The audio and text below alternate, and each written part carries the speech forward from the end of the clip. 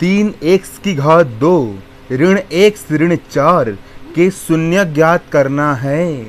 ये सवाल कक्षा 10वीं की एनसीईआरटी की किताब का अध्याय 2 की प्रश्नावली 2.2 के पहले का 6वां सवाल है। तीन एक्स की घात दो ऋण एक्स ऋण चार, इसके शून्य ज्ञात करना है। शून्यकों और गुणांकों के मध्य संबंध स्थापित करना है। चुटकियों में समझा दूंगा बबुआ, चुटकियों में।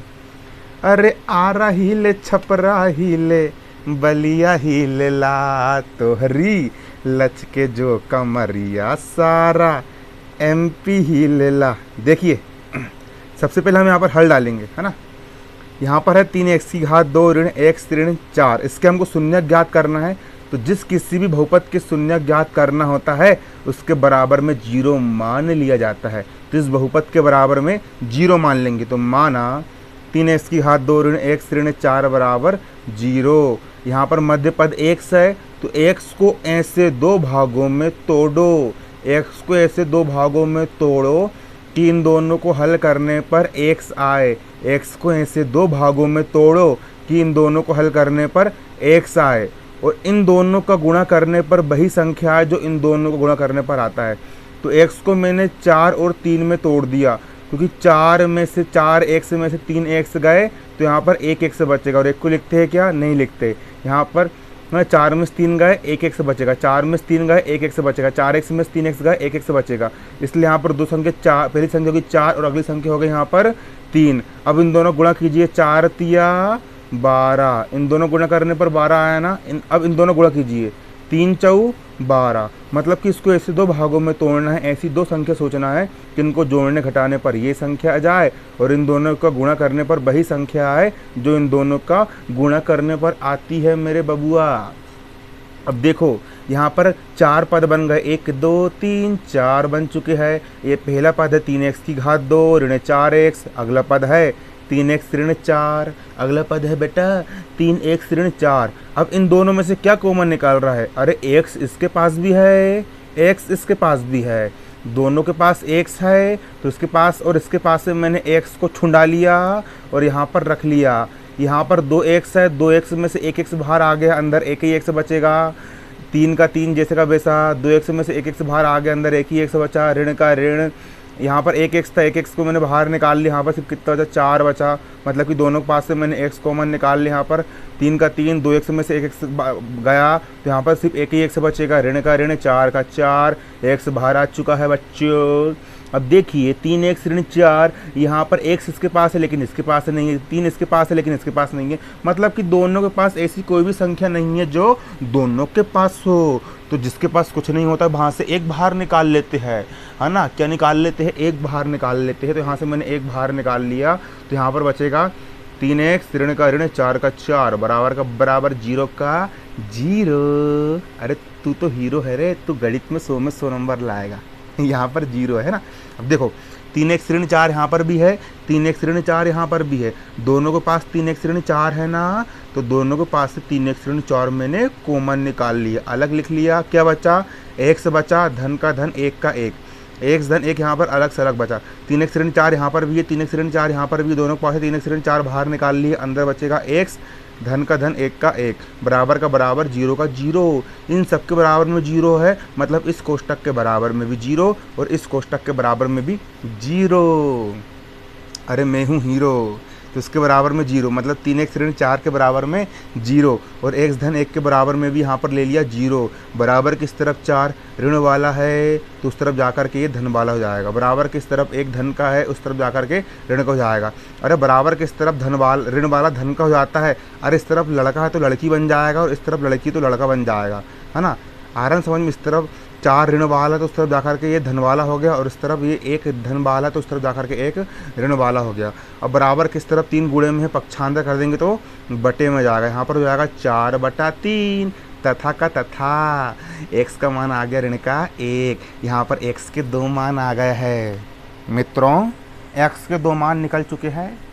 एक्स का पहला मान है 4/3 और एक्स का अगला मान है ऋण का एक। तो इस बहुपद के दो शून्यक निकल चुके हैं। इस बहुपद का दो शून्यक, पहला शून्यक है 4/3 और दूसरा शून्यक है ऋण का 1। तो पहला शून्यक को हम अल्फा मानते हैं और दूसरे शून्यक को हम बीटा मानते हैं। अतः बहुपद 3x⁻³ ऋण 1 से ऋण 4 के शून्यक, पहला शून्यक अल्फा बराबर है 4/3 और दूसरा शून्यक बीटा बराबर है ऋण का 1।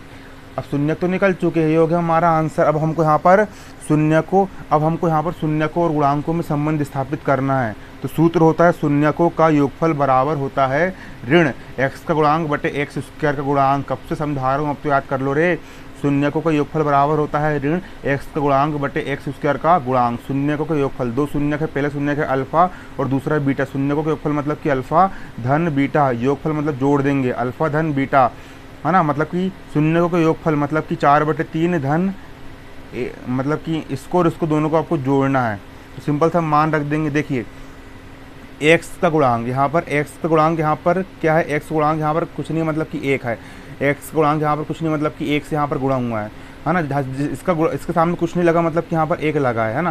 तो x का गुणांक यहाँ पर ऋण का 1 है, x का गुणांक यहाँ पर ऋण का 1 है और x² का गुणांक यहाँ पर 3 है, x² का गुणांक यहाँ पर 3 है। तो ऋण का हम यहाँ पर ऋण लिख देंगे, x का गुणांक यहाँ पर, x गुणांक यहाँ पर ब्रैकेट में ऋण का 1, ये ऋण सूत्र का ऋण है और x का गुणांक यहाँ पर ऋण 1 है। तो यहाँ पर लिख दिए ऋण 1, यहाँ पर लगा है बटा तो यहाँ पर लगा दिए बटा।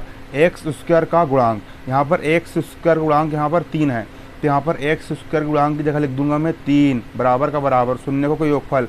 तो पहला शून्यक है 4/3 फिर धन, अगला शून्यक है ऋण का 1, है ना। अगला शून्यक है ऋण का 1। इस प्रकार से इसको जमाया जाता है, बच्चा लोगन जमाया जाता है। अब देख सकते हो आप लोग यहाँ पर शून्यकों के योगफल मतलब अल्फा धन बीटा बराबर का बराबर सूत्र का ऋण, x का गुणांक था यहाँ पर ऋण 1 बटे x² गुणांक था यहाँ पर 3, मान रख दिए। अल्फा का मान है 4/3, धन का धन, बीटा का मान है यहाँ पर ऋण का 1 बराबर का बराबर ऋण कोष्टक ऋण मतलब कि ऋण गुणा ऋण। अरे कोष्टक का मतलब गुणा होता है रे गवारो, पढ़ के नहीं आए क्या। ऋण गुणा ऋण बराबर होता है धन 1 का 1 बटा का बटा 3 का 3, धन गुणित ऋण बराबर ऋण 4/3 का 4/3 बजा दूंगा तेरी में बींद।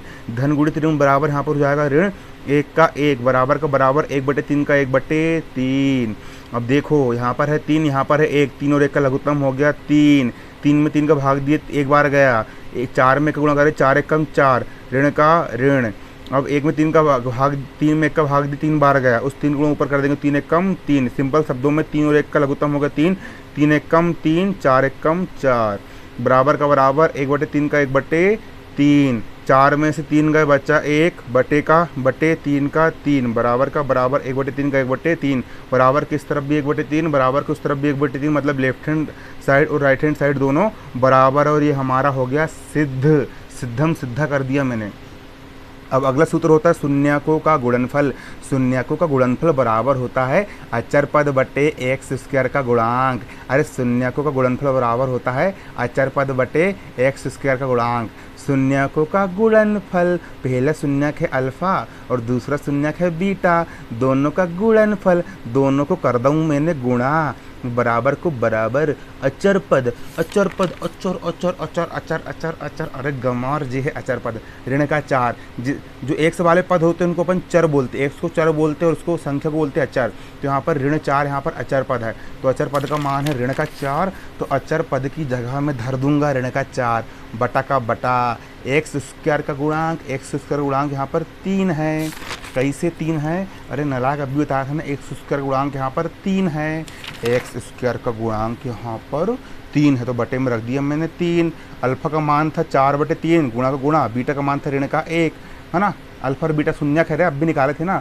अब गुणा कर देंगे, भिन्न गुणा कैसे होता है, अंश का गुणा अंश के साथ, हर का गुणा हर के साथ, ऋण का ऋण 4 गुणित 1 बराबर 4 कम 4 बटा का बटा 3 कम 3 बराबर का बराबर ऋण का ऋण 4 का 4 बटा का बटा 3 का 3 बराबर किस तरफ भी ऋण 4/3 बराबर किस तरफ भी ऋण 4/3, मतलब कि लेफ्ट हैंड साइड और राइट हैंड साइड दोनों बराबर है।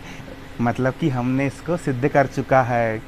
दोस्तों मेरा ये जो चैनल है ना, ये कक्षा 10वीं के लिए बिल्कुल स्पेशल है। गणित, विज्ञान, हिंदी, सामाजिक विज्ञान पूरे के पूरे वीडियो में डालूंगा और तुमको मैं बिल्कुल 95 नंबर, 99 नंबर, 100 में से 100 नंबर दिलवाऊंगा।